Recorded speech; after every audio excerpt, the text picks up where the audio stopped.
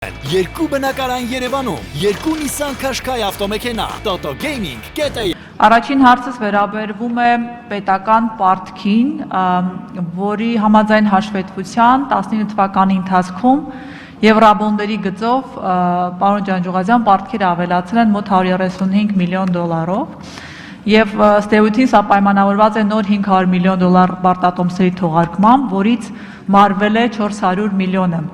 գործող պարտատոմսերից, մնացած 100 միլիոնը գանձապետական հաշվին է եւ ուղարկվելու է Եվրաբոնդերի մարմանը այս տարվա սեպտեմբերին։ Ինչպես է ստացվել, ինձ հետաքրքրում է, թե այս որոշումը ինչպես է կայացվել, որ պետական պարտքը այդ համատեքստում 100 միլիոն դոլարով ավելացվել է եւ թեկուզ 1 տարով է այն եւ չի մարվել, չի իրականացվել մարումը եւ հետգնումը Եվրաբոնդերի եւ հետաձգվել է այն 1 տարով։ Ինչ որոշում է սա, ինչպես է կայացվել եւ ինչու չի մարվել։ Սա առաջին հարցն է։ Երկրորդը, որ ինձ հետաքրքրում է, դա կոռուպցիայի դեմ պայքարի շրջանակներում որքան գումար է վերականգնվել պետական բյուջե եւ բյուջե եկամուտների որ տողում է այն արտացոլված, որքան է եղել պլանավորված, խնդրում եմ մի քիչ բացել այս մուտքերի մասին տեղեկատվությունը, բնականաբար խոսքը չի վերաբերվում հարկային չարաշահումներին։ Հաջորդ հարցը, որ ես ունեմ, վերաբերում է պետական գնումներին, օրենսդրությամբ, գիտեք, կնքված պայմանագրերի մոտ 66%-ը, ինչպես տեղեկանում ենք, մեկ անձի գնման միջոցով է իրականացվել, որը կազմել է մոտավորապես 190 միլիարդ դրամ։ Պարոն Ջանջուղազյան, ինձ հետաքրքրում է, արդյոք դուք ռիսկ տեսնում եք այս ամենում, որքան է գնահատում մեկ անձից գնում իրականացնելու ռիսկը իր տոկոսային արտահայտությամբ, ինչպես դրա նաև համարժեք դրամային արտահայտությամբ։ Եվ վերջում ուզում եմ բացատրեք, թե ինչու ենք մենք տարեց տարի թերակատարում պետական դրամաշնորհների մասով եկամուտների ապահովումը, անցած տարի մենք կեսից ավելին չենք ստացել, այս տարի ընդամենը 30%-ն ենք ստացել նախատեսվածից։ Առայժմ այսքանը համեցեք։ Շնորհակալ եմ, Տիկին Թանդիլյան, Եվրաբոնդերի հետ կապված ես պիտի փորձեմ մի փոքր մանրամասնել անցյալ տարի տեղի ունեցած գործառնությունը, որպեսզի պարզ դառնա, թե ինչու են այսպիսի ցուցանիշներ արձանագրվել։ 2013 թվականին դեբյուտային թողարկումը պիտի մարվի 2020 թվականի սեպտեմբերին։ Այն թողարկումը 700 միլիոն ծավալով էր, ինչպես արդեն ասացի, 7 տարի ժամկետով եւ 2020 թվականի սեպտեմբերին մարելը նշանակում էր հետեւյալը։ Մինչ այդ ինքը արդեն ծավալը փոքրացել էր, որտեղ 2015 թվականին թողարկված եվրապարտատոմսերից 200 միլիոն դոլարի չափ հետգնում է կատարվել 13 թվականին թողարկված եվրապարտատոմսերի, արդյունքում պաշարը 2013 թվականին թողարկվածի կազմում էր 500 միլիոն արդեն անցյալ տարի 2015-ից սկսած եւ ինչու՞ է առանձնահատկությունը։ Կա ինդեքս, այսպես ասած, որտեղ գնանշվում են եվրապարտատոմսերը եւ մինչեւ մի տարի մարումը ընկած ժամանակահատվածում այդ պարտատոմսերի գնանշումը դուրս է գալիս այդ ինդեքսից, ինչը նշանակում է, որ այլևս հնարավոր չի լինում կամ հետաքրքրությունը այդ պարտատոմսերի նկատմամբ դադարում է եւ արտահայտվել եւ դրա նկատմամբ վերաբերմունք արտահայտել ուրիշ պոտենցիալ գնորդների համար։ Սա մի գործոն եւ երկրորդը, որքան մոտենում է մարման ժամանակահատվածը, այնքան մեծանում է վերաֆինանսավորման ռիսկը, որովհետեւ հասկանալի է, որ մենք չենք պատրաստվում հարկային եկամուտներով գնալ թողարկված եվրապարտատոմսերը մարել, ինչը նշանակում է, որ մենք պետք է նոր պարտք թողարկենք որևէ եղանակով, դա էական չի, միջազգային շուկայում կլինի դոլարով կլինի, ինչպիսին նախորդներ, եվրոյով կլինի, թե ներքին շուկայում կլինի, դա արդեն երկրորդական հարց է, բայց մենք պետք է վերաֆինանսավորման խնդիր լուծենք։ Ու սրանով պայմանավորված է որոշում կայացվել եւ ամենակարևորը կամ ոչ պակաս կարևորը է դեպքում, որ շուկան գնահատվել է նպաստավոր եւ այդ գնահատականը եւ շուկան եւ Հայաստանի ընկալումը նպաստավոր եւ այդ գնահատականի ընկալումը, ինչպես մենք տեսանք, իրատեսական էր, որովհետեւ սեպտեմբերին, երբ որ թողարկումը տեղի ունեցավ, մեզ առաջարկվեց մեր ակնկալվող ծավալից ավելի քան 4 անգամ ավել մեծություն պարտք տրամադրելու, բայց քանի որ մենք դրա կարիքը չունեինք եւ մեր տնտեսությունը այդպիսի միջոցներ կլանելու հնարավորություն առայժմ չունի, դրա համար մենք գնացինք այն ճանապարհով, որ կբավարարենք այնքան, ինչքան որ կարիք ունենք։ Ինչից առաջացավ այդ տարբերությունը։ Տարբերությունը առաջացավ նրանից, որ նրանք ում մոտ որ գտնվում էին 2013 թվականին թողարկված մեր եվրապարտատոմսերը պարտավոր չեն վաճառել, որտեղ դրանք տարբեր ներդրողներ են։ Մի մասի մոտ գտնվում է այն, ինչ որ 2013 թվականին թողարկված է եւ շուկայական գործառնությունների արդյունքում որևէ ներդրող, պայմանական ասենք մի ներդրող ունի այդ ամբողջը իր մոտ, իսկ նա ով որ տեղաբաշխման արդյունքում ներդրում է կատարում նոր թողարկվող պարտատոմսի մեջ այլ ներդրող է եւ հետեւաբար մենք չենք կարող պարտադրել, որպեսզի ում մոտ որ գտնվում է այն պարտատոմսերը, որոնք թողարկված են 13 թվականին, ամբողջությամբ ներկայացնեն հետգնման։ Մենք ուղղակի առաջարկում ենք եւ մեզ հետգնման չեն ներկայացրել մոտավորապես $100 միլիոն չափ, ինչը հանգեցրել է այսպիսի ցուցանիշին։ Մենք այդ չներկայացրածի մասով ունենք մեր մոտ կայունացման դեպոզիտային հաշվին ավանդադրված գումար, որը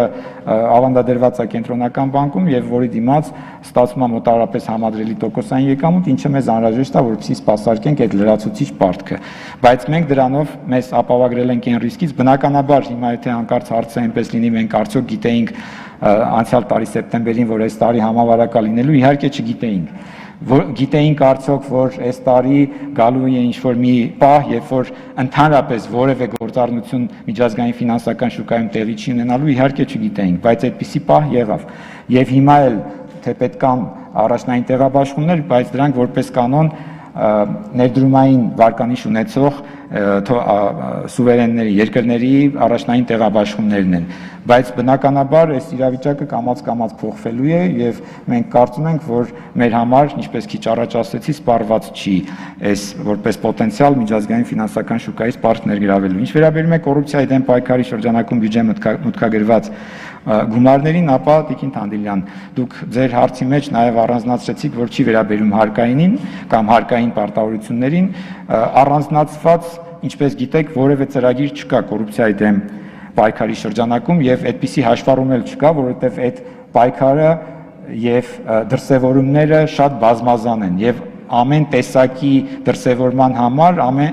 կիրառվում են դրան համապատասխան միջոցառումը եւ եթե դա հարկային դրսևորում է, ապա հարկային մուտքն է դրա հաշվին ավելանում, եթե դա գնումների հետ կապված է, ապա վերականգնվում է պետական բյուջե եւ այդ տեսակետից առանձնացված հաշվառում չկա, ամենայն դեպս բյուջեում այդպիսի հաշվառում չկա, դրա հետ կապված թվեր հրապարակվել են, բայց այդ թվերը հետևանք են կամ ավելի ճիշտ ծնվում են կամ ծագում են իրավապահ մարմինների կողմից կատարված գործառնությունների արդյունքում։ Հետևաբար բյուջեում այդպիսի առանձնացված հաշվառում չկա։ Ռիսկը տոկոսով չեմ չափի Տիկին Թանդիլյան պետական գնումների մեջ մեկ անձի հետ կապված, մեկ անձից գնումների հետ կապված, բայց ակնհայտ է, որ մենք ձեր հետ միասին համաձայնվել ենք, որ այդ տեսակը գնման այդ եղանակը կարող է կիրառվել որոշակի պայմանների արկայության դեպքում եւ այդ պայմանների արկայության դեպքում դրա կիրառումը համարում եմ կամ կարող եմ ինձ թույլ տալ համարել, որ ռիսկային չի, որովհետև մենք իրար հետ համաձայնվել ենք, որ եթե ենթադրենք հեղինակային իրավունքի հարց է կամ հրատապության հարց է եւ այլն, այդ դեպքում դա օրենքով նախատեսված ընթացակարգ է, որը կարող է կիրառվել։ Բայց ընդհանրապես, որպես վերաբերմունք, ես 100%-ով համաձայն եմ այն տեսակետի հետ եւ մեր գործողությունները հենց դրան էլ միտված են, որ կիրառվեն բացառապես մրցակցային ընթացակարգեր գնումների հետ կապված, բայց այս հնարավորությունը մենք համարում ենք, որ իրատեսորեն պետք է պահպանվի, այսինքն մենք չենք կարող բացարձակ բաների մասին խոսել, բայց ինչ չափով ես հիմա ասեմ տոկոսը ինչքան է այդ ռիսկի կդժվարանամ ասել, բայց 100%-ով համաձայն եմ, որ մեր միակ նպատակը կամ գերնպատակը պիտի լինի հասնել նրան, որ այնտեղ, որտեղ այս նախադրյալները չկան, այսինքն որոնք օրենքով նախատեսված են, չլինի ընդհանրապես մեկ անձից որևէ գնում։ Թերակատարումը դրամաշնորհների մասով երկու բաղադրիչ ունի, որտեղ դրամաշնորհները իրենք հենց երկու բաղադրիչից են բաղկացած, մեկը նպատակային ծրագրերի ֆինանսավորման համար է եւ մյուսը բյուջետային աջակցության դրամաշնորհներն են։ Բյուջետային աջակցության դրամաշնորհների տրամաբանությունը կառուցված է նրա վրա, որ մենք մեր գործընկերների հետ Եվրամիությունից է դա ակնկալվում այդ դրամաշնորհները ունենք համաձայնություն, որ մենք իրականացնենք որոշակի քաղաքականության միջոցառումներ եւ դրա շրջանակում, քանի որ ռիսկ կա, որ կարող են առաջանալ պետական բյուջեի ճեղքեր, Եվրամիությունը դրամաշնորհ կտրամադրի եւ կախված մեր քաղաքականության միջոցառումների իրականացման աստիճանից մենք ստանում ենք այդ չափի դրամաշնորհներ, այսինքն դա կարող է լինել 30%, 70, 80 եւ այլն, բայց սա չի հիմնական բաղադրիչը, որտեղ ինքը ընդհանուր դրամաշնորհների մեջ ավելի փոքր տեսակարգ ունի, ավելի կարեւոր է նպատակային դրամաշնորհային ծրագրերը, որոնք որպես կանոն իրենց հերթին ոչ թե ինքնուրույն գործող դրամաշնորհներ են, այլ լրացնում են վարկային ծրագրերին, այսինքն կա մեկ ընդհանուր ծրագիր, այդ ծրագիրը ունի վարկային բաղադրիչ եւ որպեսզի վարկը լինի համեմատաբար ավելի արտոնյալ պայմաններով նույն դոնորի կողմից տրամադրվում է նաև դրամաշնորհ եւ այս դրամաշնորհային ծրագրերը կատարվում են այն չափով, որքանով ֆիզիկապես կատարվում են այդ ծրագրերը, այսինքն ինքը ոչ թե դրամաշնորհը չի ստացվել այդ նշանակումը, մենք ուղղակի այս պահին կդժվարանամ տեսակ ասել, բայց քանի որ մենք առաջիկայում նախատեսում ենք յուրաքանչյուր միջոցառում, յուրաքանչյուր ոլորտ մանրամասնել, այդտեղ արդեն կերևա թե որ միջոցառման շրջանակում ինչ չափով վարկային ծրագիրը, ինչ չափով դրամաշնորհային ծրագիրը չի իրականացվել։ Իսկ Եվրամիության հետ կապված մենք էլի միևնույնն է մի օրակարգում ունենք այդպիսի հարց, Եվրամիությունից դրամաշնորհները եւ ոչ միայն դրամաշնորհները, երբ որ համատեղ նիստը կլինի հանձնաժողովների, այդտեղ կարծում եմ կարողանանք ավելի մանրամասնել։ Շնորհակալ եմ։ Շնորհակալություն պատասխանների համար, պարոն Ջանջուղազյան։ Տեսեք, դուք անցած տարի, երբ որ վերաթողարկում էիք եվրապարտատոմսերը, հայտարարում էիք, որ դրանք վերաֆինանսավորման համար են մեր ընթացիկ պարտավորությունները։ Եվ հետևաբար դուք պետք է կանխատեսեիք կամ կարողանայիք իմանալ, որ մենք $100 միլիոն լրացուցիչ պարտատոմսեր չթողարկենք, որովհետև, ինչպես դուք բացատրեցիք, թե ինչու չենք այդ գնում իրականացրել, որովհետև նրանք չեն վաճառելու։ Արդյունքում դա չանելու արդյունքում, պարոն Ջանջուղազյան, մենք հետևաբար $10 միլիոն լրացուցիչ տոկոս ենք վճարել թեկուզ մեկ տարի, դա մոտավորապես 2 միլիարդ դրամի կարգի լրացուցիչ ծախս է տոկոսավճարի տեսքով։ Հետևաբար մենք որքանով էիք իրավասու, որպես կառավարություն, դա նաև ազգային ժողովը չի հաստատել, վերաթողարկում իրականացնեք, սակայն չվերաֆինանսավորեք եւ դա պահեք գանձապետական հաշվում, թեկուզ կայունացման հաշվում, դա չի հարցը, հարցը այն է, որ դուք ներգրաված միջոցները նպատակային չեք օգտագործել, որի արդյունքում մենք վճարել ենք լրացուցիչ տոկոսավճարներ մոտավորապես 2 միլիարդ դրամի, որքանով է սա արդյունավետ եւ նպատակային գործառույթ համարվում ձեր կողմից։ Եվ հաջորդ հարցը, որ դուք պատասխանեցիք կոռուպցիայի դեմ պայքարում, տեսեք, օրինակ դատախազության հաշվետվությունում մենք տեսնում ենք, որ արձանագրվում է, եթե հիշողությունս չի դավաճանում, 1.4 միլիարդ դրամի վերականգնում, հա, գումարների։ Հիմա ստացվում է այնպես, որ մենք չենք կարողանում դες այդ միասին վերահսկենք, դա 1.4-ա, 2-ա, ինչպես իմանանք, թե դրա արդյունքում այդ գործողությունների, որով հպարտանում է կառավարությունը եւ ճիշտ է անում, եթե արդյունք տալիս է, այդ գումարները, որ վերականգնում են, ինչքան են, ինչպես վերահսկենք, ինչպես իմանանք, որ այն ինչ հայտարարվում է, համապատասխանում է իրականությանը։ Ձեր մեկնաբանության պատասխանի ես ենթադրություն եմ անում, որ մենք չենք կարողանում դա վերահսկել, այսինքն ով ինչ թիվ ուզի կհայտարարի, դե մենք էլ ինչը եթե գնմանն է վերաբերվում, այդ մասով է վերականգնում հավանաբար եւ այլն։ Ես ուզում եմ իմանալ, ինչպես ես եւ դուք համոզված լինենք, որ այդ հայտարարված թվերը նախ իրականության համապատասխանում են, երկրորդ վերականգնում են պետական բյուջե, ինչպես դա վերահսկենք։ Եվ նաև այն հատվածը, հա, մեկ անձից գնումների, պարոն Ջանջուղազյան, դուք կարծեք թե եւ համաձայնվում եք, որ դա ռիսկային է, եւ մյուս կողմից արդարացնում եք դրա իրողություն լինելը։ Այսինքն, տեսեք, ես շեշտում եմ, որ 66% մեկ անձից են գնում արել։ Եթե դա այդքան ռիսկային չէ եւ արդարացված է, այդ բարդ process-ները ինչու ենք ներդրել։ Եթե ռիսկային է, ուրեմն մենք գին ենք վճարել, իսկ այդ գինը դա մրցույթ չիրականացնելու արդյունքում չշահած գումարն է։ Հետևաբար իմ ենթադրությամբ մեկ անձից գնումը դա պետք է լինի ռիսկային համարվի եւ ունենա դրամային արտահայտություն, որը իմ կարծիքով եւ տեսնելով դուք դա չեք համարում, այդպես չեք հաշվում։ Եթե այդպես չի, ինչու ենք այդքան բարդացնում գործընթացները։ Սա է խնդիրը, որ ես տեսնում եմ այստեղ եւ մենք դες այդ միասին պետք է հասկանանք, թե որտեղ ենք բաց թողնում եւ ինչպես է ստացվում, որ մեծ մասը գնումների, կեսից ավելին մեկ անձից է տեղի ունենում։ Համեցեք։ Շնորհակալ եմ։ Նախ թողարկման հետ կապված այդ երկու գործարքները միմյանց հետ կապված են։ Պատկերացնենք տեսականորեն մենք սկզբից համոզված լինեինք, որ մեզ պատրաստ են պարտք տալ այն պայմաններով, որ մենք պատրաստ ենք ընդունել, եւ հետո միայն առաջարկեինք, որպեսզի հետգնում անենք մեր նախկին թողարկած, որտեղ հակառակ դեպքում ենթադրենք տեսականորեն մեզ 500 միլիոնն էլ պատրաստ են հետ վաճառել, բայց մենք չունենք այդ միջոցները, այսինքն մենք չենք կարող այլ աղբյուրից, քան այդ նոր թողարկումն է կատարել այդ հետգնումը։ Սա առաջինը, թե ինչու դա հնարավոր չի։ Երկրորդը 100 միլիոն պակասը նշանակում էր 400 միլիոն, ինչը նշանակում է, հաշվի առնելով, որ ուղենիշային է համարվում 500 միլիոնից սկսածը, որպիսի այդ պարտատոմսը հայտնվի ինդեքսում, որի մասին քիչ առաջ ասում էի, որտեղ ինքը գնանշվի մշտապես եւ որը դառնա շուկայական առևտրի առարկա, որտեղ հակառակ դեպքում դրանից ցածր որևէ թողարկումը նշանակում է, որ իր մասին չեն իմանում այն պոտենցիալ ներդրողները, ում առու վաճառքի արդյունքում մենք կարողանում ենք գնահատել, թե մեզ ինչպես է անցալում միջազգային ֆինանսական շուկայում աշխատող ներդրողը։ Այդ տեսակետից 500 միլիոնից պակաս որևէ թողարկումը իր մեջ ունի այդպիսի ռիսկ։ Ինչ վերաբերում է ավել տոկոս վճարելուն, ուզում եմ հիշեցնել, որ 2013 թվականին թողարկված եվրապարտատոմսերի համար մենք վճարում էինք 6% արժեքտրոնային եկամտաբերություն, մինչդեռ 2019 թվականին թողարկված արժեքներություն պարտատոմսի համար, եվրապարտատոմսի համար մենք վճարում ենք 3.95% արժեքտրոնային եկամտաբերություն։ Հետևաբար նույնիսկ եթե մենք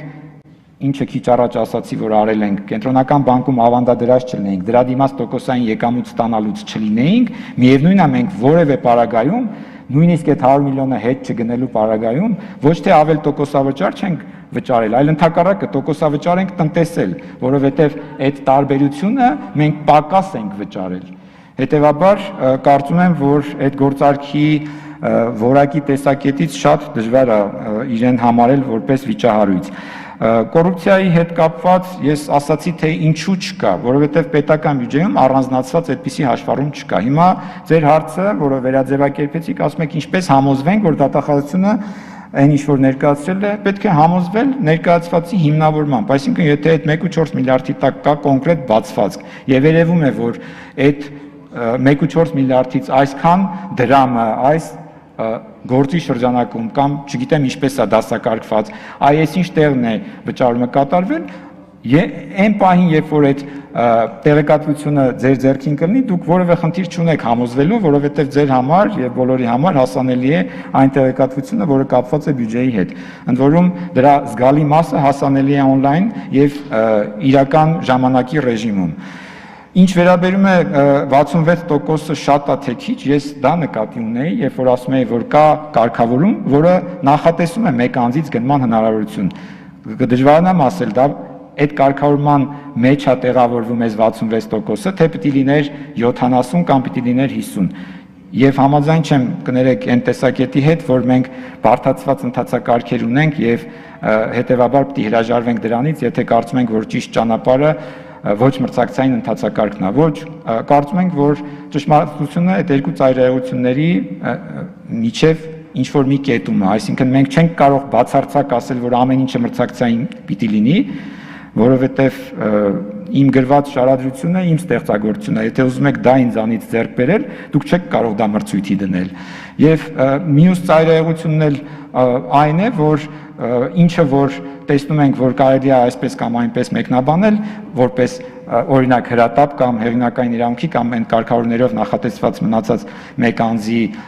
իրավունք վերապահող, մեկ անձից գնում կատարելու իրավունք վերապահող դեպքերը, սա էլ մյուս ծայրահեղությունն է։ Դրա համար կարծում եմ, որ այստեղ ոչ թե կարգավորման մենակ հարց է, այլ նաև այդ կարգավորումը կիրառելու։ Եվ այո, ձեր հետ համաձայն եմ, որ մենք փողի դիմաց լավագույն արժեքի հասնելու միակ ճանապարհը, որ պետք է մեր համար տեսնենք, դա մրցակցային առավելագույնս մրցակցային եղանակով գնումները կատարելն է, բայց ամենևին ոչ բոլոր գնումները։ Հետևաբար, եթե դուք այդպիսի վերլուծություն ունեք, որ կարծում եք, որ այդ 66-ը շատ է, որովհետև դրա մեջ կան այսպիսի դեպքեր, այդ նշանակում է պետք է ուղղակի առանձին դրանք քննարկման առարկա դարձնել եւ տեսնել, թե որտեղ է, որ մենք կարող էինք այլ կերպ անել։ Իդեպ դա մենք ամեն օր անում ենք։ Այդ ինչ որ դուք ասում եք, մենք որպես նաև լիազոր մարմին ֆինանսների նախարարությունը տվյալ դեպքում, երբ որ այդպիսի նախաձեռնություններ են լինում, մենք ամեն օր դա փորձում ենք իրականացնել եւ վերջին հաշվով դրանք իրանց արտացոլումը գտնում են նաև կառավարության որոշմամբ հաստատվող գնումների պլանում։ Շնորհակալ եմ։ Շատ լավ, պարոն Ջանջուղազյան, իհարկե ես մեր այս նիստից հետո ցույց կտամ, թե այդ 100 միլիոնը մենք ոչ թե խնայել ենք, մենք համ 6% ենք վճարում, համ 3.95-ով, որովհետև մենք չենք մարել ու վերաթողարկել ենք, բայց դա քննարկենք ձեզ հետ միասին առանձին նիստից հետո։